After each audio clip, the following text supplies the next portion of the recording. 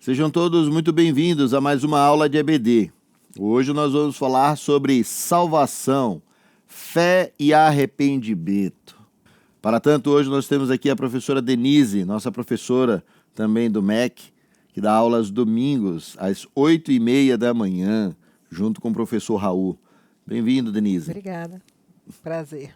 Também aqui conosco Ailton, professor do Ministério Discipulado da classe de batismo, participando aqui conosco. Obrigado, Ailton. Obrigado. Amém. Vamos então iniciar falando sobre fé e arrependimento. Importante que a gente já lembre sobre os passos desse processo de salvação, aonde, claro que eles não têm um passo a passo no sentido de primeiro este para depois aquele, mas sim numa sequência que acontece rotineiramente e que se dá da seguinte forma. Primeiro, a pessoa recebe fé. Depois a pessoa se arrepende. Depois a pessoa se torna regenerada. Ela entende então a justificação, para que ela possa viver um tempo de santificação, aguardando o tempo em que o corpo será glorificado. A ideia é que a pessoa que não recebe fé, o arrependimento dela pode ser apenas o momento de ser nutrido no seu remorso. Remorso é diferente de arrependimento, porque o arrependimento é a capacidade que Deus nos dá de voltar atrás naquilo que a gente faz, fez, pensa, avalia, e a gente faz diferente. Tem choro, tem lágrima, tem esforço, mas diferente do remorso, que dá a ideia de se eu pudesse voltar atrás, eu faria diferente, faria de novo, mas faria diferente. A gente precisa então pontuar, lembrando de um texto célebre, de Mateus 26, 27, que fala sobre a história de Pedro e a história de Judas, porque Pedro se arrepende amargamente e ele se converte naquele momento. Já Judas, ele sentiu remorso e saiu para se enforcar. O arrependimento traz vida, o remorso traz morte. Portanto, uma fé genuína em Cristo, por meio da sua palavra, a fé vem pelo ouvir, e o ouvir da palavra de Deus, torna a pessoa apta a se arrepender dos seus pecados e não tornar a buscá-lo, não ser escrava do pecado. Depois desse momento, então, o terceiro passo é quando a pessoa se regenera, a pessoa é incorporada à igreja, a pessoa é biblicamente batizada e ela é incorporada ao rol de membros de uma igreja, ela é confirmada pelo nome do livro da vida que foi escrito antes da fundação do mundo, para que depois ela possa, então, nesse processo, compreender a justificação, o preço justo que foi pago na cruz do Calvário por Jesus Cristo. O preço que ele precisou pagar, a justificação em Cristo, na cruz, e apenas por ele. Pela graça, vós sois salvos pela graça mediante a fé, não vem de vós, é dom de Deus, para que ninguém se glorie, porque somos feitura dele, criados em Cristo Jesus, para as boas obras, as quais Deus preparou de antemão para que andássemos nela. Para que depois, então, pudéssemos vivenciar esse tempo chamado santificação, onde é como um degrau, que a gente sobe degrau e desce degrau, e a gente vai avançando na santificação, se aproximando de Cristo, se aproximando de Deus, se afastando do pecado, se afastando do velho homem, da velha natureza, para que possamos então aguardar um tempo chamado de glorificação, que só acontecerá quando Jesus Cristo nos chamar. Quando ele nos arrebatar, ou quando mortos em Cristo estivermos, e ele nos convocar para a pátria celestial, e aí sim teremos o corpo glorificado. Esses são os passos que nós precisamos deixar muito claros, porque eles vão nortear não somente essa aula, mas todas as aulas doravante vão falar sobre isso. Primeiro você recebe fé, depois você se arrepende, para que você não tenha remorso, mas arrependimento genuíno. depois você é regenerado, incorporado à igreja, incorporado ao reino de Deus, para que você possa compreender o que é a justificação, o preço justo que Cristo pagou, para que você então possa viver em santidade de vida, em novidade de vida, aguardando então a glorificação do nosso corpo. Pastor, e uma coisa que eu acho assim, que me deixa até abismado, né, de ver pessoas que vão para a televisão, muitas vezes dá testemunho, e a primeira coisa que diz assim, eu não tenho do que me arrepender. Eu digo, então não tem, não tem aí, tem alguma coisa errada, porque a fé, ela leva você ao arrependimento, né? Então eu acho que aí a pessoa tem que pensar duas vezes aí, que testemunhando de quê? Então, Verdade. né? O arrependimento genuíno, ela implica em mudança de vida, né? O arrependimento genuíno tem choro, né? Eu até não sou muito adepto da ideia de que não, o choro mostra arrependimento. Não, ele faz parte, mas não é não é o único elemento. Mas o arrependimento tem mudança de vida. Clara, objetiva, pontual. Eu não vou ser mais escravo do pecado, sabe? Eu não vou mais ser dominado pelo pecado. Eu tenho liberdade de escolher diferente. Eu vou fazer diferente. Eu não vou mais fazer, não vou continuar caminhando na mesma vida que caminhava antes. Arrependimento. Sem arrependimento não houve fé. Sem arrependimento pode ter sido um remorso. E se foi remorso, não foi uma fé genuína. Pastor, é que o remorso, ele deixa a pessoa presa em algo que aconteceu no passado, né? Quando a gente vê essas pessoas sofrendo de depressão, elas têm sempre algo que está aprisionando ela, né? E isso a pessoa fica carregando, é como se ela tivesse carregando âncoras, grilhões de coisas que aconteceram e que continuam machucando ela. É verdade. Né? E quando a pessoa ela se arrepende do que ela fez verdadeiramente e ela conhece a Cristo e ela tem fé, ela libera uma coisa chamada perdão, que aí é onde o ser humano vai estar livre de todos esses grilhões, de todas essas amarras, de todas essas dores, né, que o remorso traz.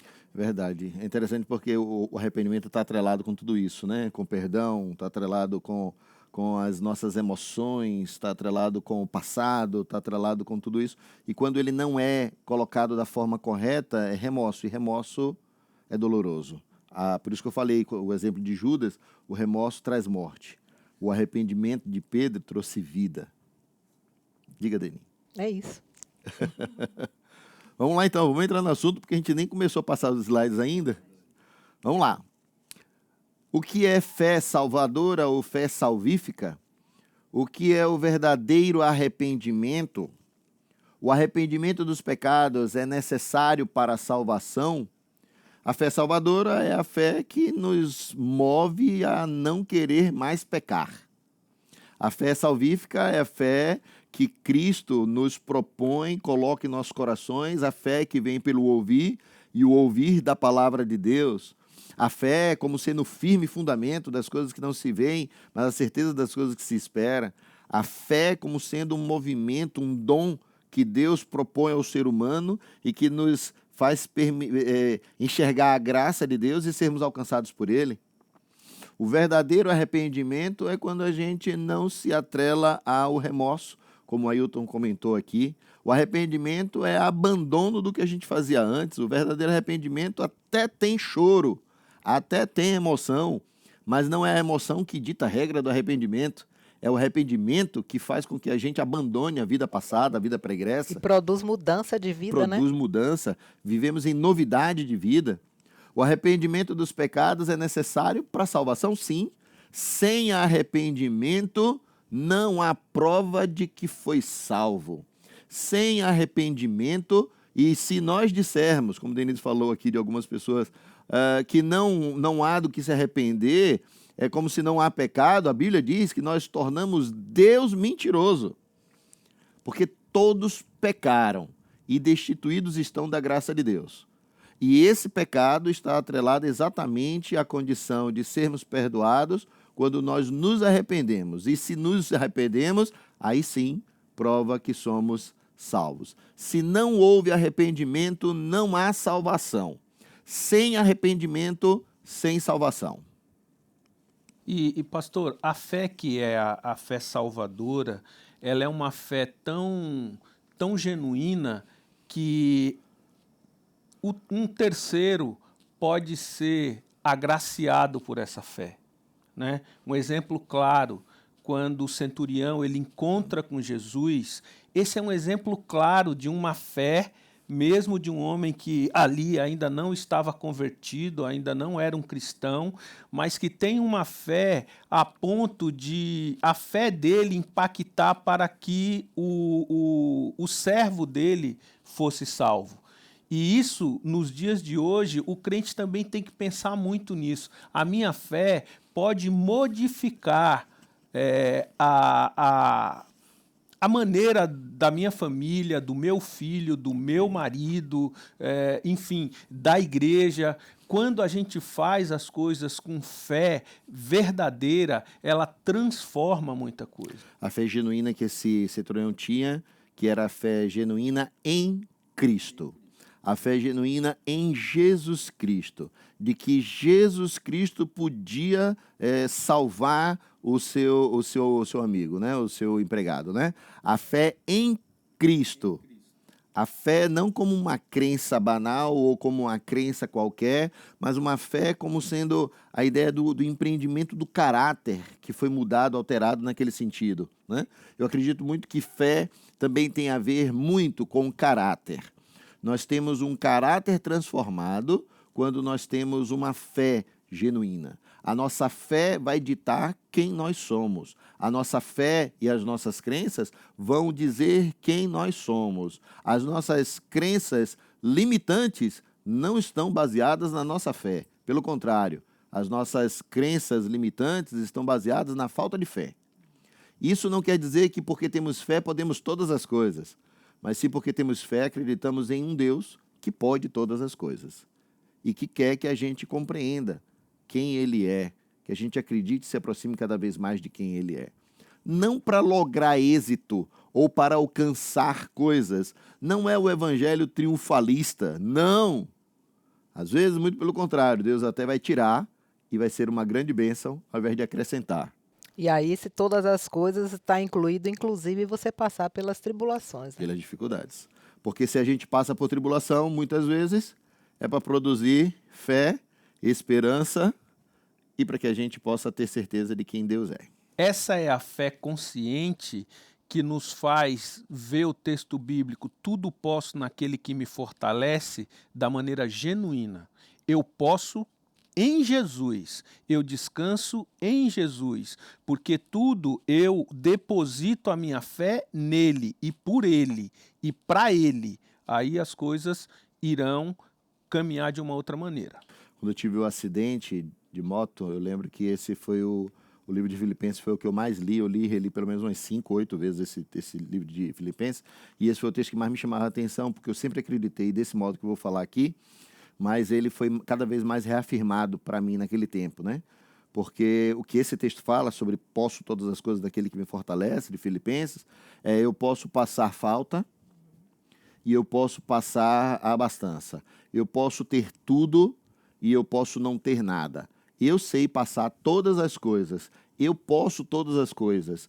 No tempo que eu tive o acidente, eu pensava, eu tinha saúde, eu estava com saúde e eu pude provar da graça de Deus no tempo com saúde. Agora que eu estou aqui debilitado e muito dolorido e tudo, eu estou provando da graça de Deus na falta das coisas, na falta, na administração da dor.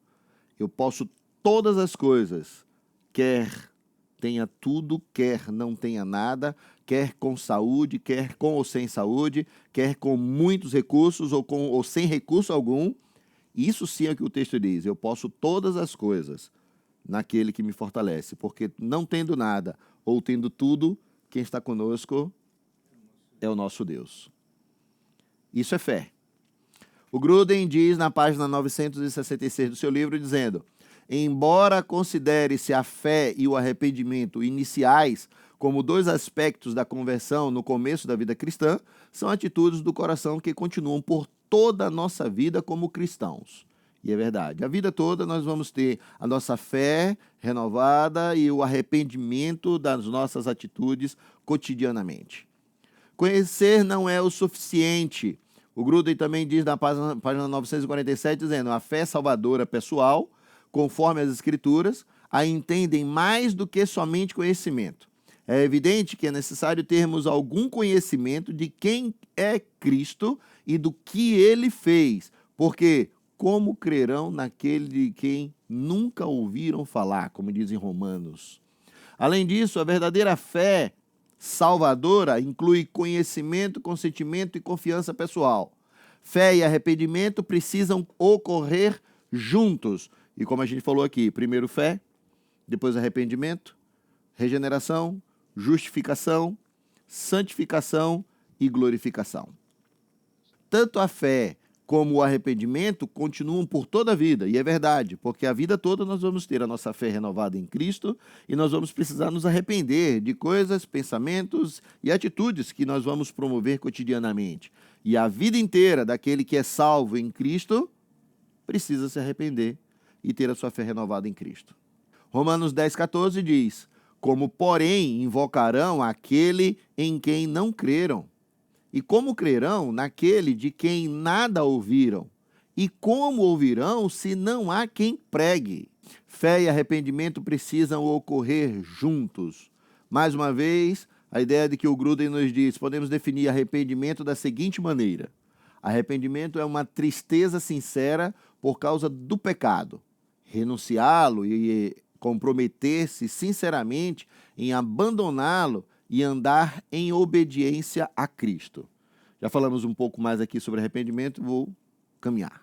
E pastor, só frisando bem que esse texto que o senhor falou antes, né, da questão, não, o anterior, e a importância de nós, como cristãos que já nos arrependemos, já temos essa fé de anunciar, né, o evangelho, porque é preciso que as pessoas conheçam Jesus, para que aí sim a fé que seja colocada neles, eles consigam se arrepender. Obrigado, Denise, porque eu corri nesse texto.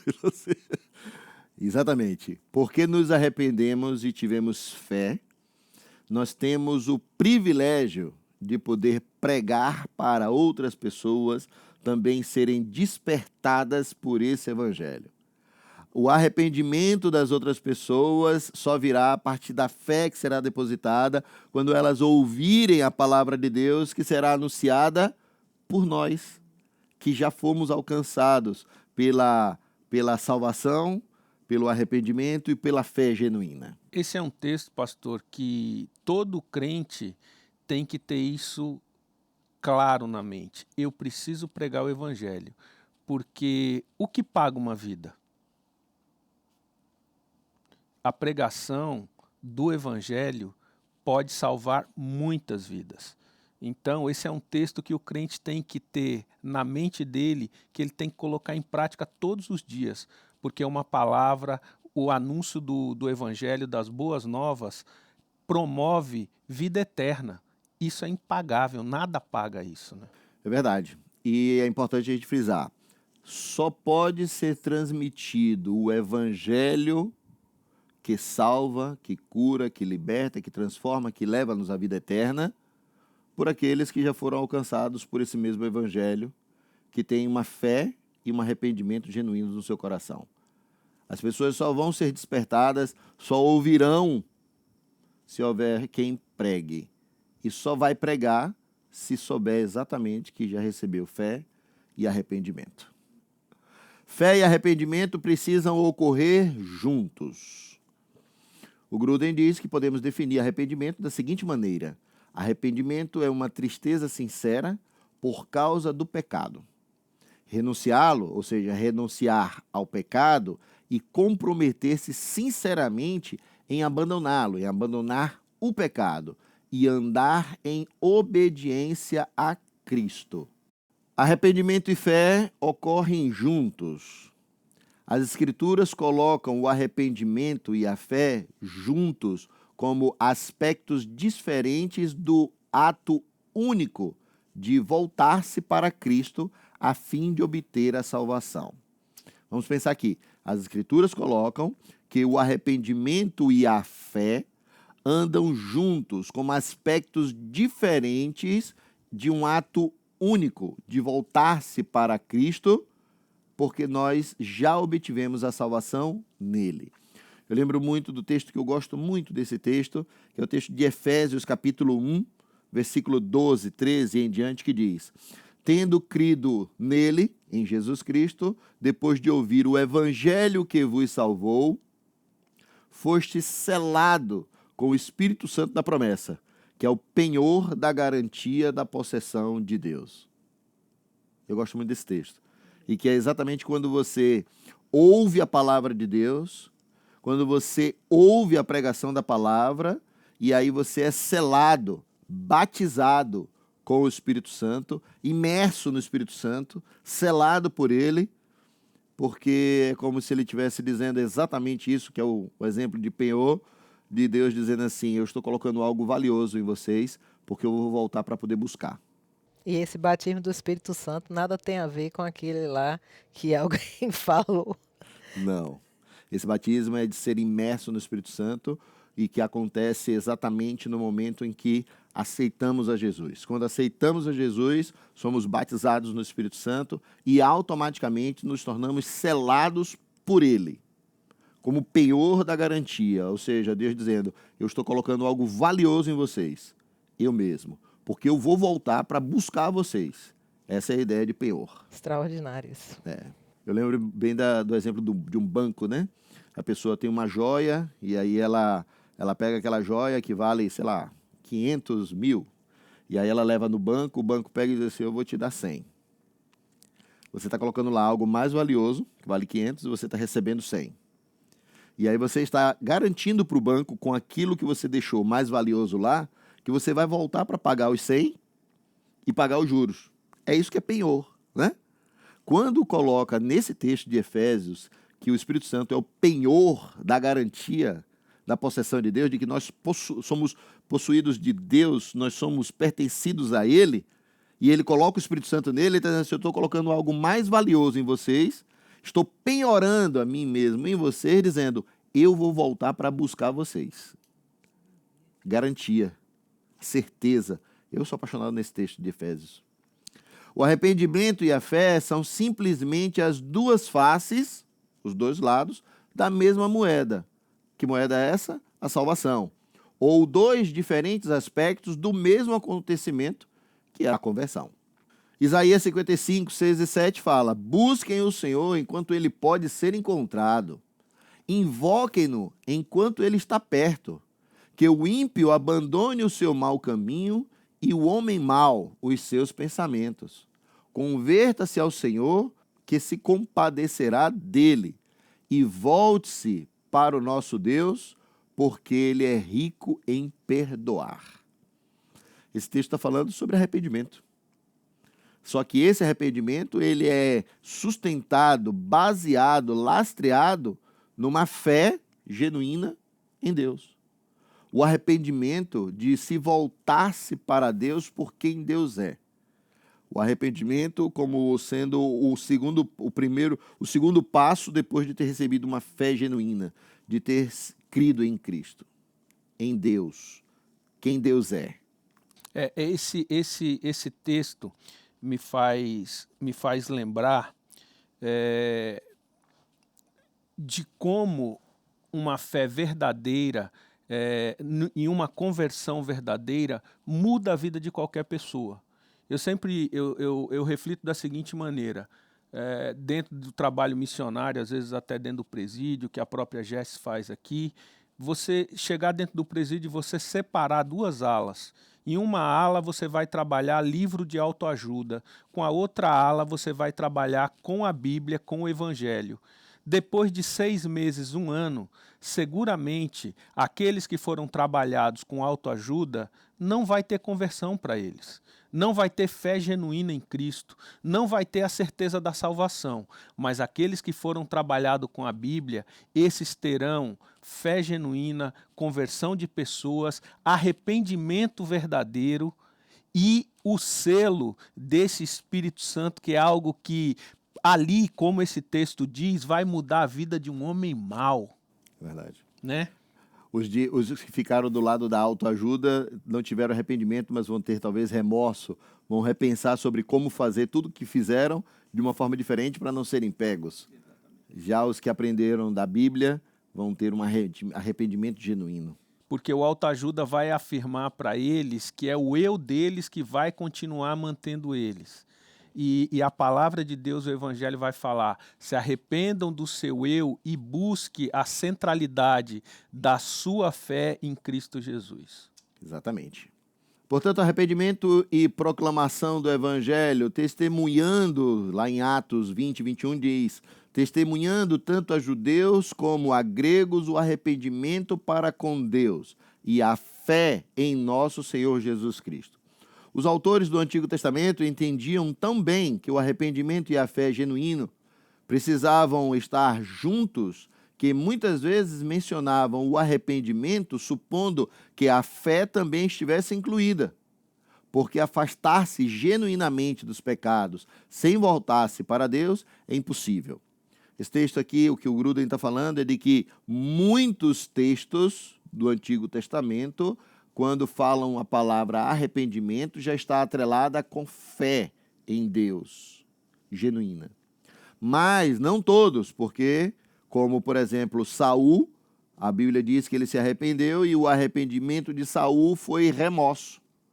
Porque se ele pudesse fazer diferente, ele faria como tentou fazer.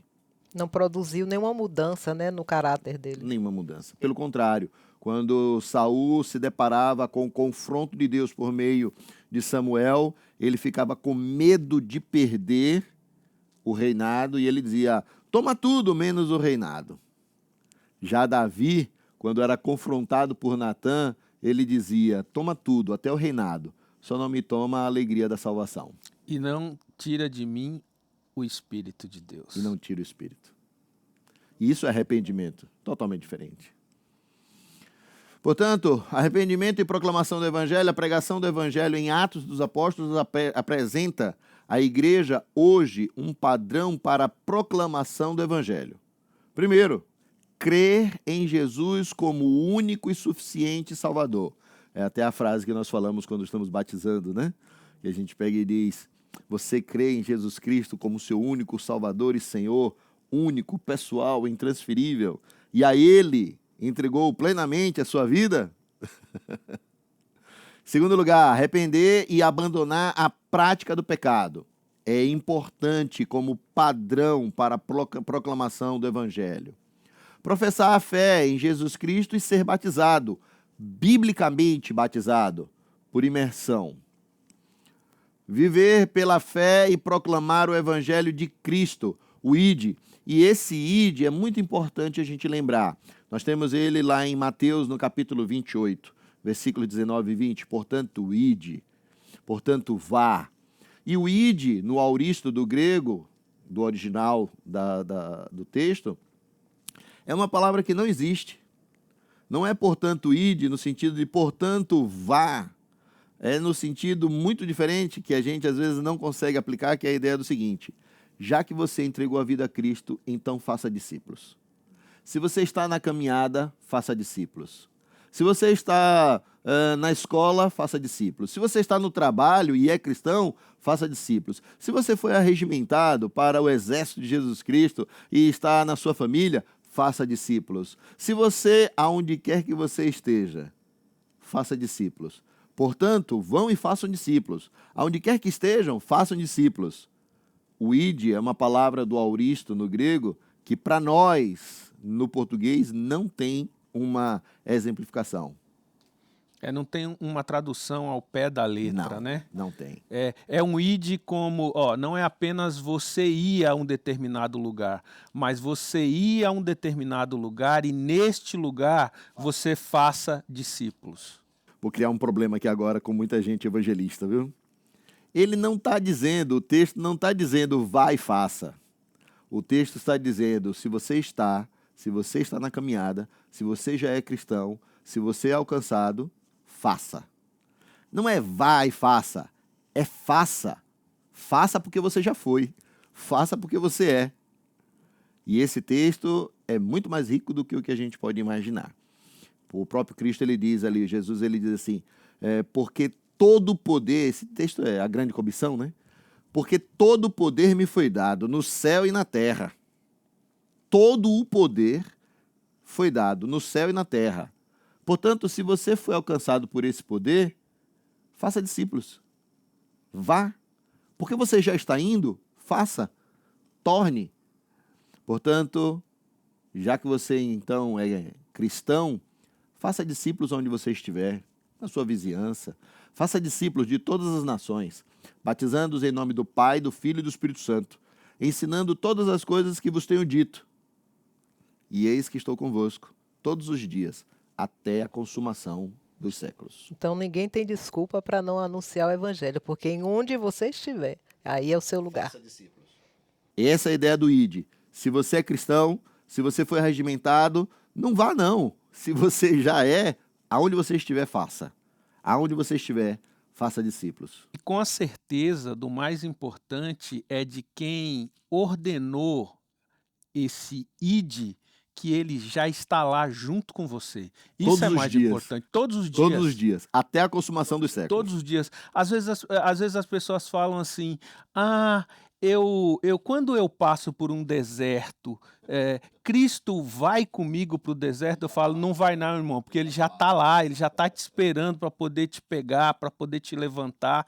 Então esse ide é isso, ó, ele faz a ordenança porque ele já está lá junto com você. Ele está até a consumação dos séculos. Ele está lá todo o tempo. É muito mais do que dizer vá, ele está dizendo vamos, venha, eu já estou aqui, vamos fazer discípulos. Esse é o chamado da grande comissão. Não é vá e façam, é venham e vamos fazer. Já estamos aqui, estamos aguardando você vir também. Quarto lugar, viver pela fé e proclamar o evangelho de Cristo, o ID, é o que a gente acabou de falar. Amém? Portanto, lá em Atos, no capítulo 2, versículos 37 e 38, diz: quando ouviram isso, ficaram muito comovidos e perguntaram a Pedro e aos demais apóstolos: que faremos, irmãos? Pedro respondeu: arrependam-se e cada um de vocês seja batizado em nome de Jesus Cristo para a remissão dos pecados, e vocês receberão o dom do Espírito Santo. Que dom é esse? A salvação. Em Atos 5, 31 e 32 diz: Deus, porém, com a sua mão direita, o exaltou, a Cristo, a príncipe e salvador, a fim de conceder a Israel o arrependimento e a remissão dos pecados. E nós somos testemunhas destes fatos, nós e o Espírito Santo que Deus deu aos que lhe obedecem. Portanto, nós chegamos ao final de mais uma aula falando sobre salvação, fé e arrependimento. Na próxima aula, vamos falar sobre a justificação, o preço que Jesus Cristo pagou, porque o salário do pecado é a morte, mas o dom gratuito de Deus é a vida eterna. Que preço foi esse que Cristo pagou na cruz? Por que ele tinha que pagar o salário do pecado? Por que tinha que ser Cristo quem tinha que pagar esse salário? Como foi essa justificação na cruz por meio de Jesus Cristo? Nós vamos aprender na próxima aula. Hoje você pode participar apontando o seu celular no QR Code que aparece na tela, para que você possa participar da nossa classe interativa e trazer mais contribuições e outros textos que você pode participar conosco. Até a próxima semana, querendo Deus, que Deus te abençoe.